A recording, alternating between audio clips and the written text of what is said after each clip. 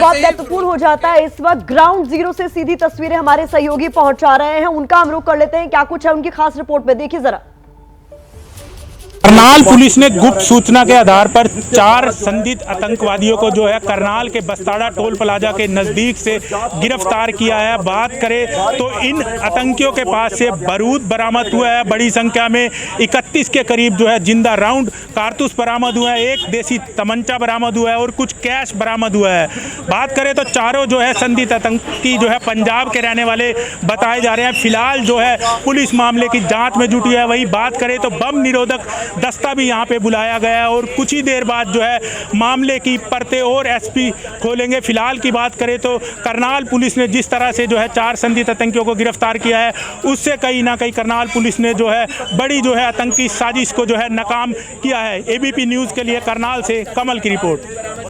तो ये हमारे सहयोगी कमल की रिपोर्ट आप ग्राउंड जीरो से देख रहे हैं। किस तरीके से पुलिस की कार्रवाई अब भी जारी है। आप देख सकते हैं सफेद रंग की वही इनोवा कार जिसमें ये संदिग्ध आतंकी मौजूद थे। सुबह 4 बजे के आसपास इनकी गिरफ्तारी बताई जा रही है। जो इनपुट इनको मिला इंटेलिजेंस टीम को, उसके बाद इन लोगों को पकड़ा गया है मधुबन चौक से। ये पहले जा रहे थे दिल्ली की ओर और फिर खबर आई कि ये नांदेड़ का रुख कर रहे थे। लेकिन हमारे सहयोगी जगविंदर पटियाल बता रहे हैं कि लोकेशन जो रिंदा की ओर से, जो मोस्ट वांटेड आतंकी है उनकी ओर से इन संदिग्धों को भेजी गई थी, वो आदिलाबाद तेलंगाना की थी। तो ऐसे में सवाल कई सारे उठ खड़े होते हैं कि क्या केवल एक नहीं कई और जगहों को निशाना बनाने की साजिश थी? कहां कहां ये हथियार पहुंचाए जाने थे? क्या थे इन तमाम लोगों के मंसूबे जो गिरफ्तार किए गए हैं? लेकिन इस बीच ये तस्वीरें बहुत महत्वपूर्ण है, तस्वीरें जो इस वक्त आप ग्राउंड जीरो से एक्सक्लूसिव देख रहे हैं। एक बार फिर से ग्राउंड जीरो से ही एक्सक्लूसिव रिपोर्ट हमारे सहयोगी कमलदीप की आपको दिखाते हैं।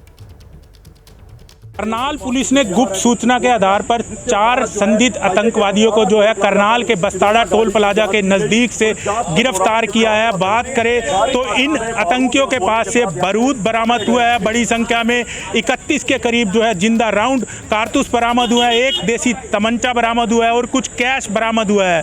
बात करें तो चारों जो है संदिग्ध आतंकी जो है पंजाब के रहने वाले बताए जा रहे हैं। फिलहाल जो है पुलिस मामले की जाँच में जुटी है। वही बात करें तो बम निरोधक दस्ता भी यहां पे बुलाया गया है और कुछ ही देर बाद जो है मामले की परतें और एसपी खोलेंगे। फिलहाल की बात करें तो करनाल पुलिस ने जिस तरह से जो है 4 संदिग्ध आतंकियों को गिरफ्तार किया है, उससे कहीं ना कहीं करनाल पुलिस ने जो है बड़ी जो है आतंकी साजिश को जो है नाकाम किया है। एबीपी न्यूज के लिए करनाल से कमल की रिपोर्ट। तो ये आप बड़ी तस्वीरें, ये इस वक्त महत्वपूर्ण तस्वीरें हो जाती हैं क्योंकि जिस तरीके से भारी तादाद में हथियार बरामद हुए, उसके बाद शक इस बात का है कि कोई इस तरीके का एक्सप्लोजिव इस गाड़ी में, इस कार में मौजूद ना हो जो अचानक धमाका हो जाए जिसकी वजह से कोई बड़ा नुकसान हो जाए। इसलिए कोशिश की जा रही है 2 तरह से। एक तरफ स्निफर डॉग आप देख रहे थे, डॉग स्क्वाड की टीम जो है वो मौके पर पहुंची थी जो टो ले रही थी पूरे इलाके की और इस इनोवा कार की। और उसके बाद आप एक रोबोटिक मशीन इस वक्त तस्वीरों में देख रहे हैं जिसका इस्तेमाल कर कोशिश की जा रही है जानने की कि क्या कुछ इस गाड़ी के अंदर और मौजूद हो सकता है जो कहीं खतरनाक साबित ना हो। जगविंदर हमारे सहयोगी लगातार हमारे साथ बने हुए हैं, उनका एक बार फिर से रुख कर लेते हैं। जगविंदर, ये जो अलग अलग लोकेशंस निकलकर सामने आ रही हैं, आपने पहले बताया जिस तरीके से खबरें निकलकर सामने आ रही थी, शुरुआती खबरों के मुताबिक कहा जा रहा था ये दिल्ली का रुख कर रहे थे, फिर खबर निकलकर आई ये नांदेड़ जा रहे थे महाराष्ट्र, उसके बाद तेलंगाना की लोकेशन आई। तो ये क्या पूछताछ में ही निकलकर सामने आ रहा है? जिस तरीके से इन संदिग्धों से पूछताछ हो रही है, क्या यही अलग अलग लोकेशंस के बारे में जानकारी दे रहे हैं? देखिए, 2 बातें हैं। पहली बात ये कि जब ये करनाल से हाईवे पर जा रहे थे तो ये माना गया पुलिस की तरफ से कि ये दिल्ली जा रहे थे। जब पूछताछ की गई तो पता लगा कि उनको टारगेट नांदेड़ दिया गया था। हालांकि ये पहली बात में पूछताछ में सच बता रहे हैं, झूठ ये बात मालूम नहीं है, लेकिन जो मोबाइल ऐप पर लोकेशन इनको भेजी गई है रिंदा की तरफ से, लाहौर से, उसमें आदिलाबाद तेलंगाना शो हो रहा है। अब सवाल यह है कि जो टेक्निकल सर्वेलेंस है उसके जरिए जो इन्फॉर्मेशन आई है उसने आदिलाबाद तेलंगाना की लोकेशन आ रही है। ये जो जुबानी तौर पर बता रहे हैं पुलिस को, ये कह रहे हैं कि नांदेड़ किसी को सौंपना था।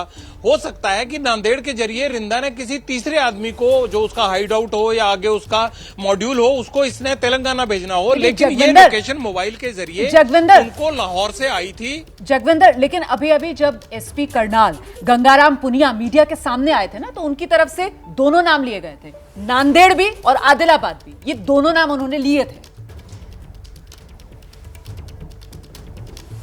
जी हाँ, बिल्कुल। वो अब देखिए, दो सवाल होते हैं। जब जांच आगे बढ़ती है ना, तो उसमें कई चीजें बदलती चली जाती हैं।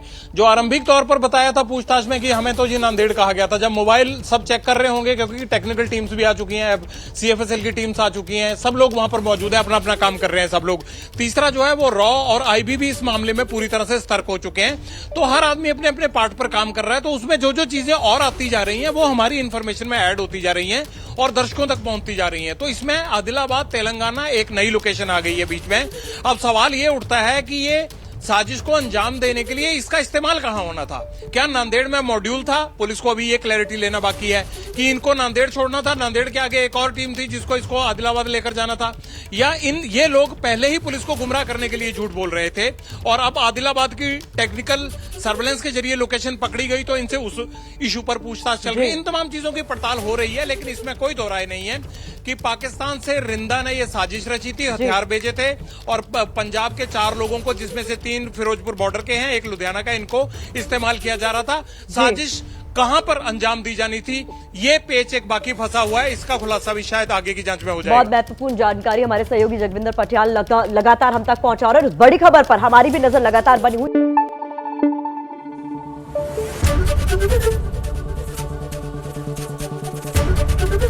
एबीपी न्यूज आपको रखे आगे।